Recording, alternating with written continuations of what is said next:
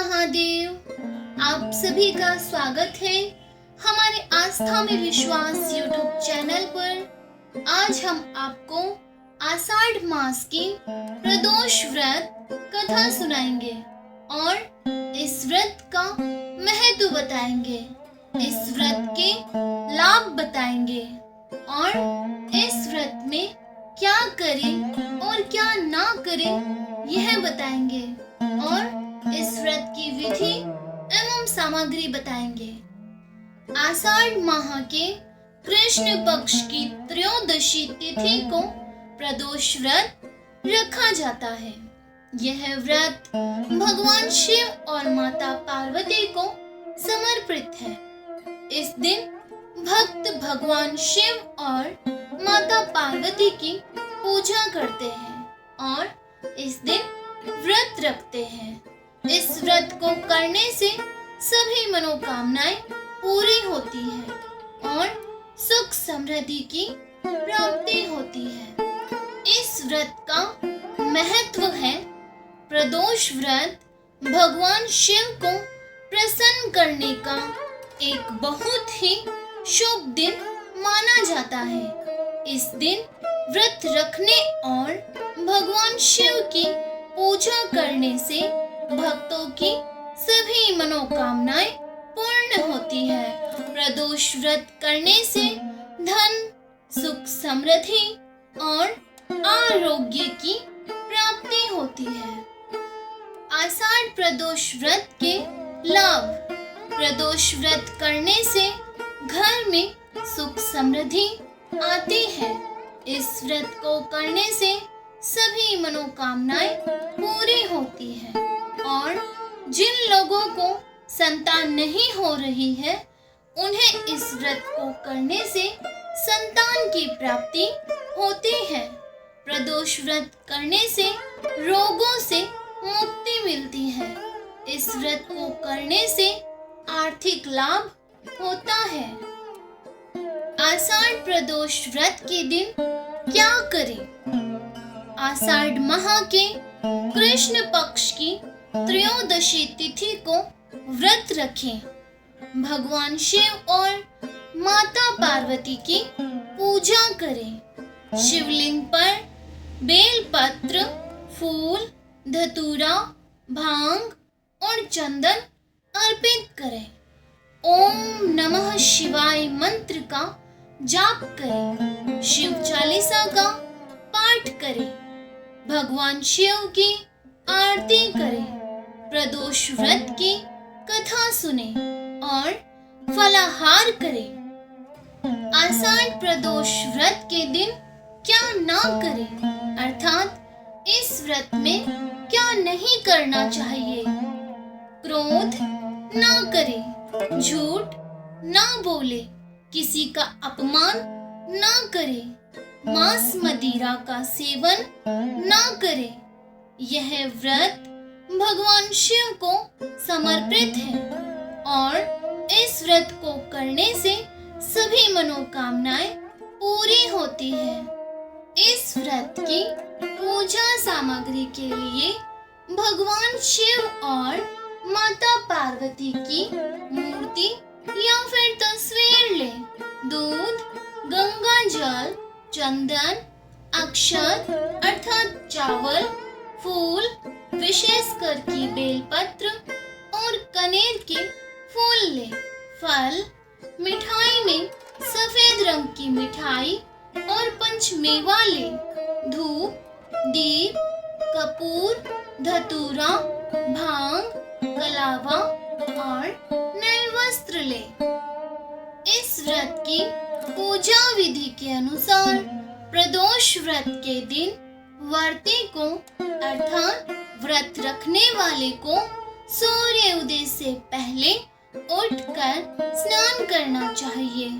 स्नान करने के बाद व्रती को अर्थात व्रत रखने वाले को साफ कपड़े पहनने चाहिए और पूजा घर को साफ करना चाहिए। फिर गाय के गोबर से मंडप तैयार करना चाहिए और उस पर 5 अलग अलग रंगों से रंगोली बनानी चाहिए। इसके बाद व्रती को अर्थात व्रत रखने वाले को उत्तर पूर्व दिशा की ओर मुख करके बैठना चाहिए और भगवान शिव की पूजा करनी चाहिए।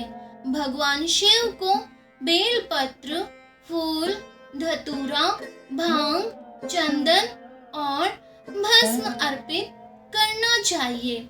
इसके बाद ओम नमः शिवाय मंत्र का जाप करना चाहिए और शिव चालीसा का पाठ करना चाहिए। अंत में भगवान शिव और माता पार्वती की आरती उतारनी चाहिए। प्रदोष व्रत के दिन फलाहार करना चाहिए। व्रत का पारण सूर्यास्त के बाद किया जाता है। प्रदोष व्रत के दिन भगवान शिव और माता पार्वती को हलवे का भोग लगाना भी शुभ माना जाता है। प्रदोष व्रत में शिवलिंग पर बेलपत्र जरूर चढ़ाना चाहिए। प्रदोष व्रत की कथा सुनना व सुनाना भी बहुत ही शुभ माना जाता है।